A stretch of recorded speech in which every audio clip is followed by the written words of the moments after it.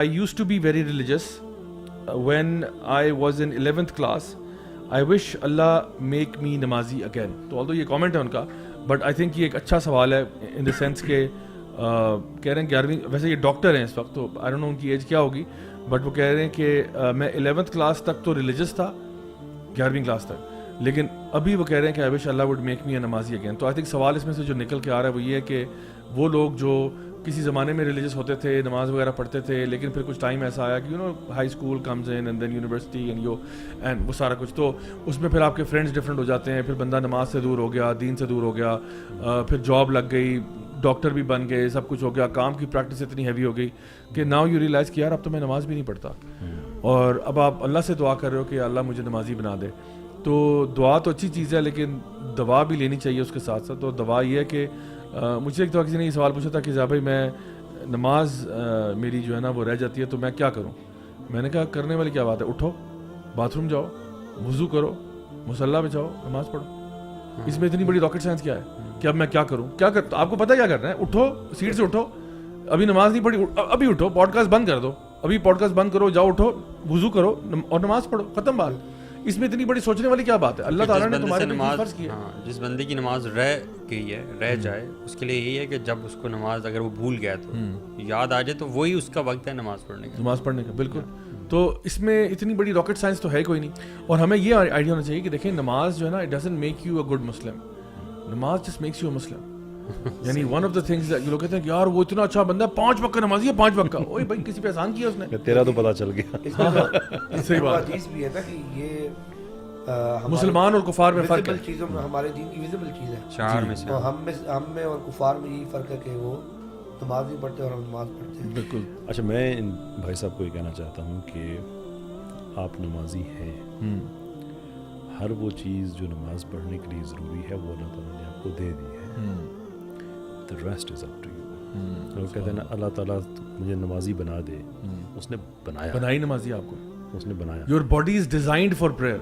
جس طرح ایک فراری ہے نا یا لیمبورگینی ہے, it's designed for speed, یا ہارلی ڈیوڈسن ہے, it's designed for awesomeness. ٹھیک ہے, تو اسی طرح سے آپ کی جو جسم ہے نا وہ اللہ نے, یہ آپ نے غلط پلگ ان کر دیا, بہت بہترین پلگ ان کیا, خبردار آپ نے اس میں کوئی اپنی یس یس کر کے نا نو والی کو بھی یس کرا دیا. You know the Harley man? جی نہیں, دل میں سارے ہوتے ہیں, دل میں سارے ہوتے ہیں, وہ اور بات ہے. اچھا, تو the point I'm trying to say is کہ اللہ تعالیٰ نے نا انسان کی جو باڈی ہے نا, اللہ تعالیٰ فرماتے ہیں نا کہ وما خلقت الجن والانس الا لیعبدون, کہ اللہ تعالیٰ نے انسان اور جن کو کسی مقصد کے لیے پیدا نہیں کیا سوائے اس کے کہ اللہ کی عبادت کریں. اب عبادت کی ایک چیز جو ہے وہ اس میں جو ہے نا نماز بھی ہے. ہماری باڈی جو ہے نا اٹس ڈیزائنڈ فار ورشپ, یعنی قیام کرنا, رکوع کرنا, سجود کرنا, یعنی دعا کرنا, ہماری باڈی ڈیزائنڈ اس لیے, سب اس کی کیپیسٹی میں. تو اللہ تعالیٰ نے, تو آپ نے بالکل صحیح کہا کہ اللہ نے بنائی نمازی ہے, تو اب آپ کی مرضی ہے کہ آپ نے اس پوٹینشیل, ہاں آپ نے اس پوٹینشیل, یعنی the greatness is already in the Lamborghini and the Ferrari and the speed is there. اب آپ اس کو اسپیڈ کو ٹیسٹ کریں یا نہ کریں وہ آپ کی مرضی ہے. اچھا, جب کچھ ینگ لوگ آتے ہیں وہ یہ کہتے ہیں کہ یار ٹھیک ہے نماز کا ٹائم ہوا میں نماز پڑھ لیتا ہوں, لیکن مجھے وہ اندر سے وہ ہلاوٹ, فیلنگز نہیں آ رہی. آپ یہ ٹرانسجینڈر تو نہیں ہو رہے, ہلاوت نہیں ہو رہی. اچھا جی ہاں بالکل, وہ کہتے ہیں کہ جی ہمیں وہ مزہ نہیں آتا اور وہ خوشبو نہیں آ رہا, طبیعت کے اوپر جبر کر کے نماز پڑھنی پڑتی ہے. تو ان کے لیے کیا ہے؟ ان کے لیے میں پہلی بات یہ کہوں گا کہ یار چلیں آپ جبر سے پا رہے ہیں نا, پہلے یہ بھی پڑھ لیں, ٹھیک ہے, کیونکہ سب سے پہلا اسٹیپ نماز کا یہ ہے کہ آپ کی اٹینڈنس پوری ہونی چاہیے, ٹھیک ہے نا. تو نماز کا ٹائم ہو گیا آپ کے پریزنٹ, سر آپ کی پریزنٹ لگنی چاہیے, یہ سب سے بیسک چیز بتا رہا ہوں. تو پہلا کام ہمارے بھائیوں اور بہنوں نے کیا کرنا ہے کہ 5 وقت کی نماز میں نا آپ کی پریزنٹ لگنی چاہیے کہ آپ وہاں موجود تھے, ٹھیک ہے. اچھا, اب نیکسٹ اسٹیپ کیا ہوگا کہ اب آپ نماز کو بیوٹیفائی کرنا چاہتے ہو, اس میں خوشبو ڈالنا چاہتے ہو, تو اس میں پہلا اسٹیپ میں آپ کو یہ کہوں گا کہ نماز کا ترجمہ سیکھ لو, تاکہ آپ کو پتہ ہوگا آپ پڑھ کیا رہے ہو. یعنی آپ کو پتہ ہی نہیں, زندگی پوری گزر گئی, یہی نہیں پتا کہ جی الحمدللہ رب العالمین کا مطلب کیا ہے, ٹھیک ہے, تو ساری عمر یوں ہی گزار دیا آپ نے. تو نماز کو مطلب پتہ ہوگا تو پھر آپ اس پہ فوکس بھی کر پائیں گے, ہر آیت پہ فوکس کریں گے.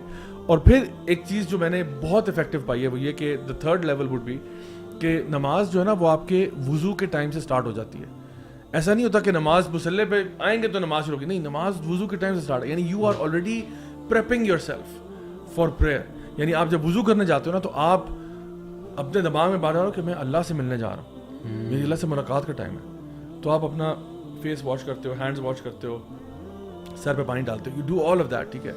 اور پھر آپ پاک صاف کپڑے پہن کے مصلی پہ جب آتے ہو تو آپ کہتے ہو now is my meeting with Allah. اور یہ جو وضو کا پروسیس ہے نا یہ خود عبادت ہے. یعنی ایسا نہیں ہے کہ نماز عبادت ہے بلکہ وضو اٹ سیلف عبادت ہے.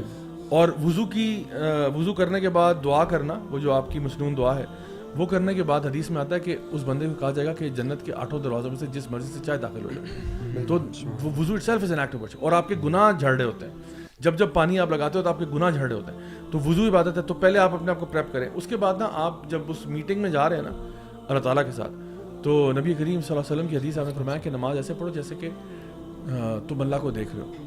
اور اگر یہ نہیں سوچ سکتے تو کم از کم یہ جان لو کہ اللہ تمہیں دیکھ رہا ہے. تو جب آپ نماز پڑھنے کے لیے مصلی پہ کھڑے ہوتے ہیں تو آپ یہ سوچیں کہ اللہ مجھے دیکھ رہا ہے. اور آپ یہ امیجن کریں کہ آپ نبی کریم صلی اللہ علیہ وسلم جو ہے نا وہ بھی آپ کو دیکھ رہے ہیں.